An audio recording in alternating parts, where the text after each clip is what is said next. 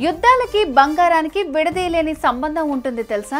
అవును, ప్రపంచంలో ఎక్కడ యుద్ధాలు జరిగినా కూడా బంగారం మీద ఎఫెక్ట్ పడుతుంది, రేటు పడిపోతుంది. ఎందుకంటే యుద్ధాలు జరిగినప్పుడు మార్కెట్లు క్రాష్ అవుతాయి, దాంతో పెట్టుబడులు తగ్గిపోతాయి, సెక్యూర్ చేసుకోవడానికి ప్రయత్నం చేస్తాయి. అందుకే పెట్టుబడిదారులు బంగారంపై ఇన్వెస్ట్ చేయటమో వాటిని అమ్ముకోవటమో చేస్తుంటారు. ఇప్పుడు Iran Israel war, Russia Ukraine war జరుగుతోంది. దాంతో స్టాక్ మార్కెట్లు అప్ అండ్ డౌన్ గేమ్ ఆడుతున్నాయి. అందుకే బంగారం ధరలు పెరగటం తగ్గడం జరుగుతుంది. మొన్నటి వరకు బంగారం ధర 1,1100 దాటింది. ఇప్పుడు వార్ ఎఫెక్ట్లతో 1,00,000కి చేరుకుంది. అయితే ఈ వార్ ఇలాగే కంటిన్యూ అయితే రేట్ తగ్గే అవకాశం ఉంది.